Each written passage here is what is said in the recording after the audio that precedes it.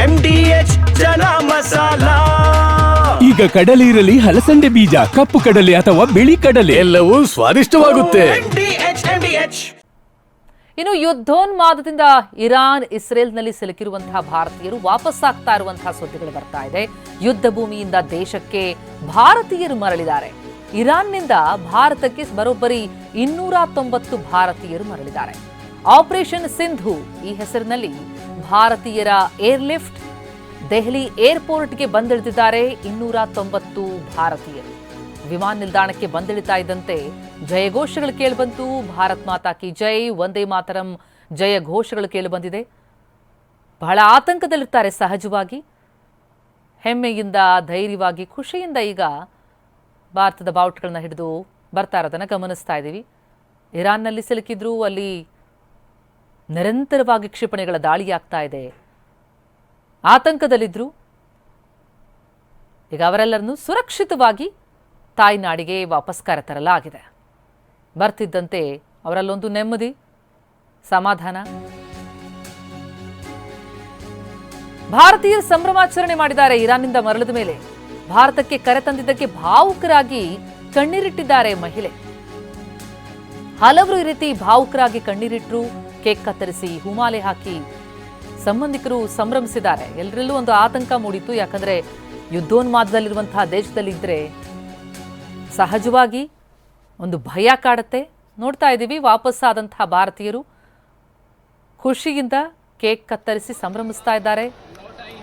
ಸಂಬಂಧಿಕರಲ್ಲೂ ಕೂಡ ಒಂದು ಸಮಾಧಾನ ಇದೆ, ಸುರಕ್ಷಿತವಾಗಿ ವಾಪಸ್ಸಾದ್ರಲ್ಲ ಅಂತ. ಈ ರೀತಿ ಹಾರ ಹಾಕಿ ಕೇಕ್ ಕತ್ತರಿಸಿ ಖುಷಿ ಪಡ್ತಾ ಇದ್ದಾರೆ ಕುಟುಂಬಸ್ಥರು. ಎಲ್ಲರೂ ಆತಂಕದಲ್ಲಿದ್ರು. ಏನಾಗ್ಬಿಡುತ್ತೋ, ನಾವಲ್ಲಿ ಅಲ್ಲಿಂದ ಬದುಕಿ ಬರ್ತೀವಾ ಅನ್ನುವಂಥ ಆತಂಕ. ಆದರೆ ಎರಡೂ ದೇಶಗಳು ಕೂಡ ಭರವಸೆಯನ್ನು ಕೊಟ್ಟಿದ್ವು. ಇರಾನ್ ಆಗಲಿ ಇಸ್ರೇಲ್ ಆಗಲಿ ಭಾರತೀಯರನ್ನು ಸುರಕ್ಷಿತವಾಗಿ ವಾಪಸ್ ಕಳಿಸೋದಕ್ಕೆ ಸಹಕಾರ ಕೊಡೋದಾಗಿ, ಅದರಂತೆ ಅವರ ಸಹಕಾರ ಸಿಕ್ಕಿತ್ತು. ಜೊತೆಗೆ ಕೇಂದ್ರ ಸರ್ಕಾರದ ಪ್ರಯತ್ನದ ಫಲವಾಗಿ ಸುರಕ್ಷಿತವಾಗಿ ವಾಪಸ್ ಬಂದಂಥವರು ನೋಡ್ತಾ ಇದ್ದೀವಿ. ವಂದೇ ಮಾತರಂ ಘೋಷವಾಕ್ಯ ಮೊಳಗ್ತಾ ಇದೆ. ಭಾವುಕರಾಗಿದ್ದಾರೆ, ಆತಂಕದಲ್ಲಿದ್ರು. ಅಲ್ಲಿ ಈಗ ಸುರಕ್ಷಿತವಾಗಿ ತಾಯ್ನಾಡಿಗೆ ಬಂದ್ವಿ ಎನ್ನುವಂತಹ ಸಮಾಧಾನ. ದೆಹಲಿ ಏರ್ಪೋರ್ಟ್ನ ಚಿತ್ರಣ ಇದು. ಸುಮಾರು 290ಕ್ಕೂ ಅಧಿಕ ಭಾರತೀಯರು ವಾಪಸ್ಸಾಗಿದ್ದಾರೆ.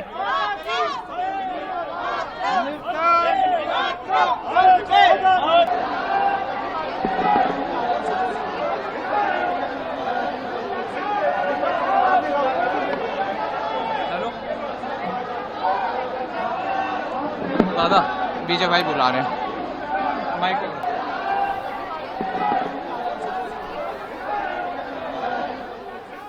ದೆಹಲಿ ವಿಮಾನ ನಿಲ್ದಾಣದಲ್ಲಿ ಕಂಡುಬಂದಂತಹ ಭಾವುಕ ಕ್ಷಣಗಳಿವು. ಇರಾನ್ನಿಂದ ಯುದ್ಧೋನ್ಮಾದದಲ್ಲಿರುವಂತಹ ದೇಶದಲ್ಲಿ ಸಿಲುಕಿದ್ದಂತಹ ಭಾರತೀಯರು ಸುರಕ್ಷಿತವಾಗಿ ತಾಯ್ನಾಡಿಗೆ ವಾಪಸ್ಸಾದಂತಹ ಸಂಭ್ರಮದಲ್ಲಿದ್ದಾರೆ. ಸಂಬಂಧಿಕರಲ್ಲೊಂದು ಸಮಾಧಾನ ಇದೆ. ಭಾರತದ ನೆಲಕ್ಕೆ ಸುರಕ್ಷಿತವಾಗಿ ಬಂದಿಳಿದಿದ್ದಕ್ಕೆ ಅವರಿಗೊಂದು ಖುಷಿ.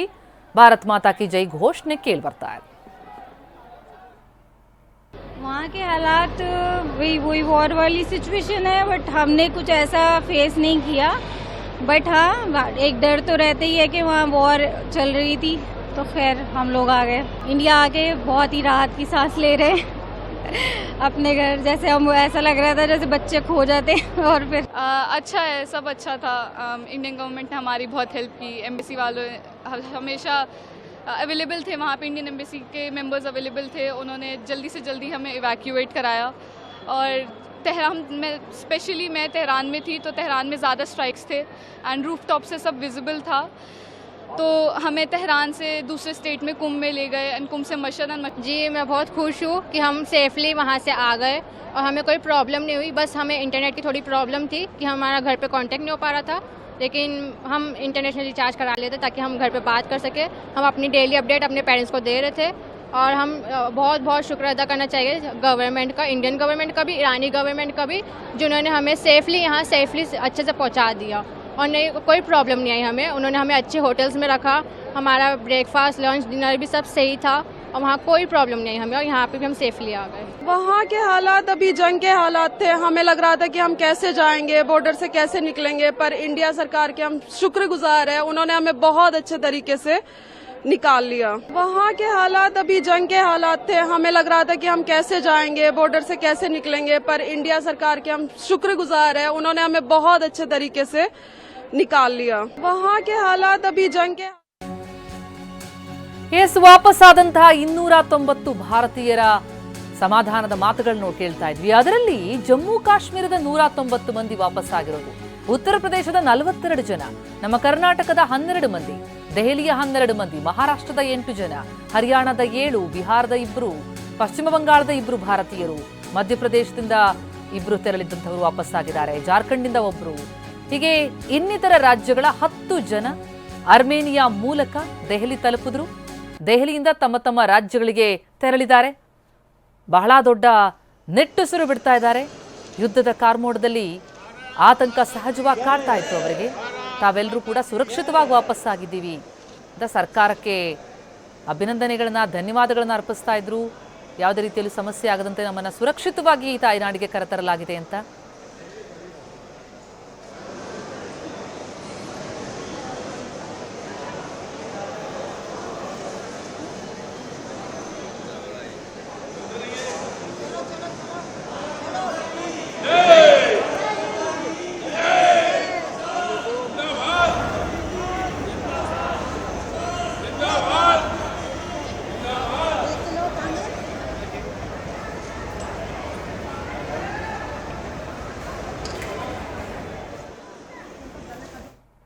ವಾಹ್, ಯಾಕೆ ಈಗ ಬಂತ ಸ್ವಾದ? ಖಂಡಿತ ಈಗ ಬಂತು ಅಸಲಿ ಸ್ವಾದ. MDH chunky chaat masala life ಅಲ್ಲಿ ಅಸಲಿ ಸ್ವಾದ ತರುತ್ತೆ. ಅಸಲಿ ಮಸಾಲ, ಎಸ್ ಎಸ್ MDH